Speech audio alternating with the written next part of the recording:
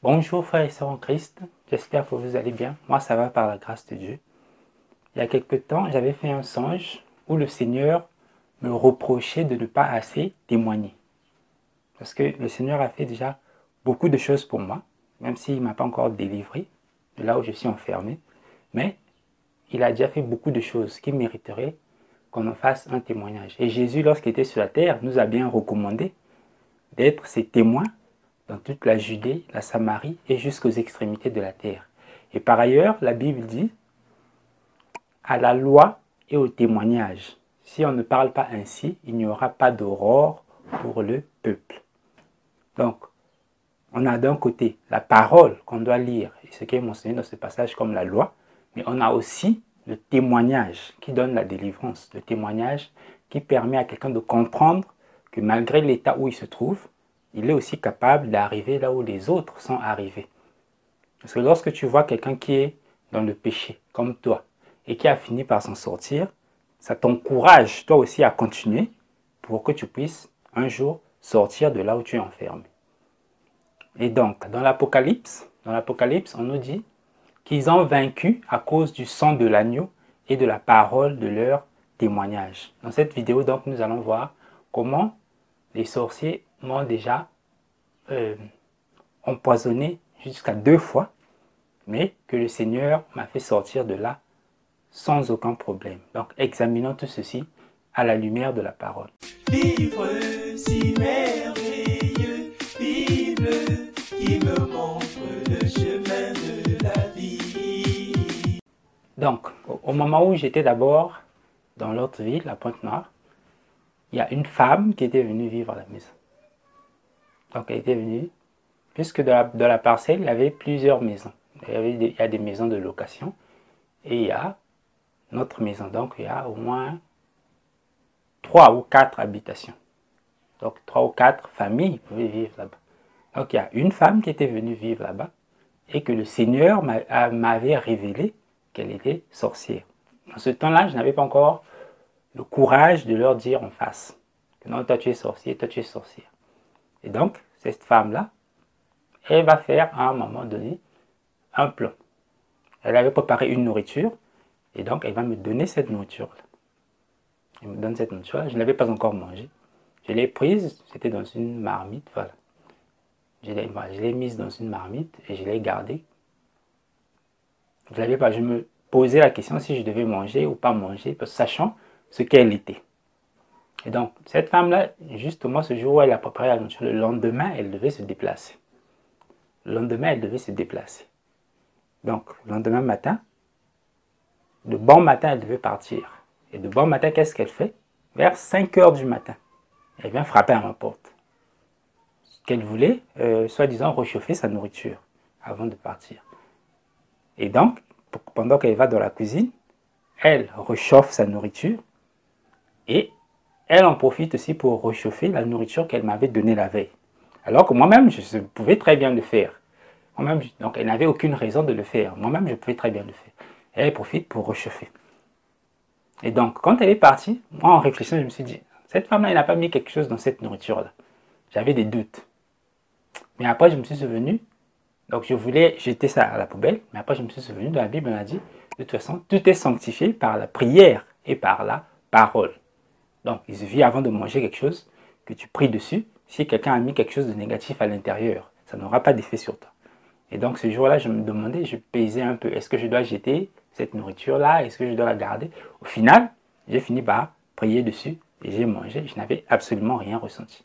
Ça, c'est le doute que j'avais eu en moi-même, en me disant, c'est sûr qu'elle a empoisonné ça. Donc, à un moment donné, je me suis déplacé. Je suis allé dans l'autre ville, donc à Brazzaville. Et toujours la même femme, puisque à ce moment-là, maintenant, je commençais à faire quoi? Je commençais à dire la vérité aux gens. Quand le Seigneur me montre que toi, tu es sorcier, sinon, va prendre un jour, il va dire, bon, aujourd'hui, tu dois lui dire. Donc, je vais te croiser, je vais te dire, ah, frère, ou soeur, ou ami, ou collègue, ou grand frère, grand soeur, oncle, tante, voilà. Le Seigneur m'a montré que toi, tu es sorcier. On m'a averti que si tu ne changes pas, c'est Dieu qui va te frapper. Donc, j'avais commencé à faire ça. Et le problème avec ça, c'est que les sorciers, la chose qui les rend orgueilleux, c'est qu'ils sont cachés par le diable. Donc les gens autour d'eux n'arrivent pas à savoir. Ils font le mal, ils détruisent des familles, ils nuisent aux gens. Et les gens n'arrivent pas à savoir que c'est eux parce qu'ils se cachent très bien. Et la plupart des gens qu'on vous expose, ah, celui-ci est sorcier, celui-ci, la plupart du temps, ce sont des innocents. Les vrais sorciers, ce sont ceux qui se cachent. Ce sont des petits enfants, ce sont des gens trop sympas. C'est-à-dire que pour que tu puisses même imaginer que celui-là est sorcier. C'est ceux qui sont les vrais sorciers et qui se cachent. Donc, moi, comme je faisais ça, je disais maintenant en face. Donc, eux, ils avaient décidé de me tuer de toutes les manières possibles. On m'a envoyé des féticheurs, on m'a envoyé des prêtres, on m'a envoyé toutes sortes de personnes. Ça n'a pas marché. Puisqu'ils n'arrivaient pas à me faire mourir. Malgré le fait que j'étais enfermé dans la masturbation, mais ils n'arrivaient pas à me faire mourir. Ils pouvaient venir, rentrer dans ma chambre, m'appuyer à la gorge. Ça ne marchait pas. Le lendemain, je me réveillais toujours. Et donc, comme spirituellement, ça n'avait pas marché, ils ont donc décidé d'agir maintenant physiquement. Et cette fois-là, comme à ce moment-là, j'étais quand même actif dans la prière, le Seigneur m'a montré à l'avance ce qui se passerait. Et donc, il m'a d'abord averti, n'aie pas peur, que, voilà, n'aie pas peur. N'aie pas peur. Donc, que la première fois, tu avais été empoisonné. C'est toi seul qui avais vu ça. Et toi seul, tu savais ce qui s'était passé. Et tu avais vu que tu n'avais rien, je n'avais absolument rien ressenti. Pas de mal de ventre, pas de ventre qui passe, rien du tout. Et cette fois-là, maintenant, le Seigneur m'a averti qu'on va t'empoisonner. Mais ne t'inquiète pas, toi tu vas, tu manges, tu bois et tu reviens. Donc, effectivement, c'est ce que j'avais fait. Donc, cette femme-là, elle a pris. À son habitude, qu'est-ce qu'elle fait quand tu arrives chez elle? Elle sert le thé dans une grosse marmite. Chacun va se servir là-bas. Quand tu vas déjeuner chez elle, c'est comme ça que ça se passe. Donc, chacun va se servir dans cette grosse marmite-là. Mais ce jour-là, elle fait quoi? Elle prend un gobelet spécial. Donc, contrairement à son habitude déjà. Donc, moi, quand j'ai vu ça, j'ai eu la confirmation de ce que le Seigneur m'avait montré déjà à l'avance. Parce que le Seigneur m'avait averti bien que toi là, quand tu vas prendre là, on va t'empoisonner. Et donc, quand je vais, effectivement, c'est ce qui se passe. Elle prend, elle met de l'eau à part pour moi. Donc, contrairement à son habitude déjà. Et là, déjà, ça me confirme, moi, à l'intérieur de ma tête, que ce que le Seigneur a dit, c'est ça la réalité. Et donc, elle avait mis son poison à l'intérieur. Moi, j'ai pris, j'ai fait mon lait, j'ai fini, j'ai mangé, comme si de rien n'était. Pas de mal de ventre, pas de douleur, pas de diarrhée, rien du tout. Et c'est comme ça que le plan a commencé à tomber. Donc après cette fois-là, ils m'ont pris, on m'a amené chez un soi-disant pasteur pour qu'il prie pour moi. Quand toi tu es enfant de Dieu et que tu commences à voir les choses qui se cachent, pour quelle raison on va venir prier pour toi? Pour te faire quoi? Donc on va venir enlever Jésus-Christ de ta vie. C'est pour cette raison-là qu'on va venir prier pour toi. Donc moi déjà ce pasteur, je savais que ce n'était pas un vrai pasteur. Donc le jour qu'on m'amène là-bas, il sort une parole qui me confirmait qu'eux-mêmes ils avaient remarqué que voilà, leur poison n'a pas fonctionné. Il dit, lui là, il reconnaît que Jésus le protège. Il reconnaît que Jésus, il faisait que répéter ça. Pourquoi? Parce qu'ils avaient effectivement eu l'information, lui aussi en tant que sorcier, comme les autres sorciers qui étaient autour de moi. Ils faisaient semblant de prier pour moi, pour m'aider. Ils avaient effectivement reconnu que leur poison n'a pas pu avoir effet sur moi. Et donc, du coup, ils étaient coincés. Ils ne pouvaient plus, puisque spirituellement, tu essaies de tuer quelqu'un, ça ne marche pas. Physiquement, ça ne marche pas non plus. Du coup, tu es coincé. Tu ne sais plus quoi faire. Tu es perdu. Parce que Jésus t'a montré qu'il existe. Toi, tu ne savais pas que Jésus existait. Là, Jésus t'a montré qu'il existe. Même si tu nies, même si tu doutes, même si tu fais semblant de ne pas croire. Tu as vu que Jésus existe. Et le problème, c'est qu'il y a d'autres choses qu'il t'a dit. Parce que Jésus, il n'est pas venu pour tuer. Il n'est pas venu pour détruire. Il est venu pour sauver. Mais le problème, c'est que si tu le rejettes, c'est toi qui as choisi ton camp. C'est toi qui as choisi le diable. Et lui, il est venu pour détruire les œuvres du diable. Et si toi, tu choisis d'être avec le diable, la finalité, c'est que c'est lui qui va finir par détruire le diable. Et donc, toi aussi, étant dans le camp du diable, tu finiras par être détruit par Jésus, malgré le fait que lui, il était venu pour te sauver. Donc, c'est ce témoignage que je voulais partager avec vous.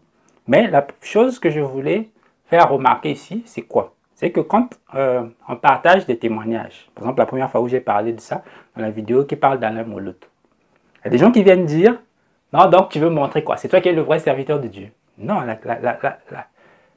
c'est là où je veux en venir. Pourquoi les enfants de Dieu sous-estiment leur Dieu? C'est-à-dire, nous tous sommes tous enfants de Dieu. D'accord? Jésus nous a dit une chose, si tu veux être grand parmi les enfants de Dieu, sois comme l'esclave de tous.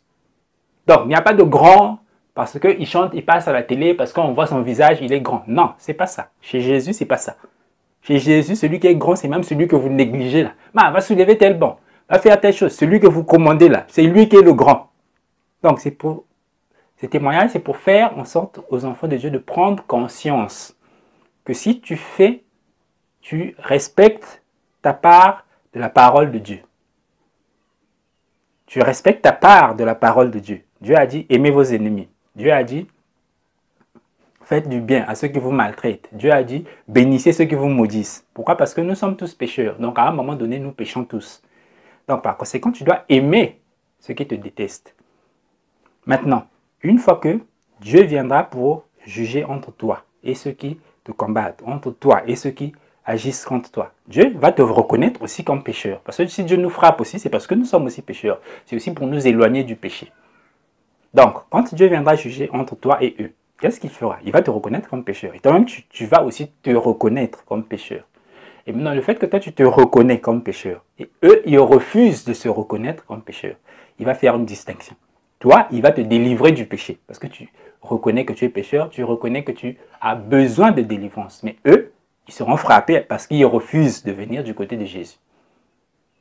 Donc, c'est pour cela que je fais ce témoignage. Ce n'est pas pour dire que non, moi je suis exceptionnel. Il n'y a que Jésus qui est exceptionnel. Nous tous, nous sommes des pécheurs. Moïse, Abraham, Isaac, Jacob, Joseph, Paul, Jean, Pierre, tous, nous sommes des pécheurs. Mais le problème, c'est que on doit faire attention et s'efforcer au maximum de fuir le péché. Même si on n'y arrive pas, même si on tombe, mais on doit avoir la volonté, c'est-à-dire vouloir sortir à tout prix de tout péché.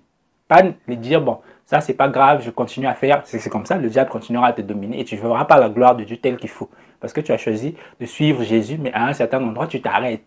Il faut continuer à suivre pendant que lui, il te demande de le suivre. Et ça ici, nous allons prendre ce passage. Jésus dit en Jean 7, versets 16 à 17.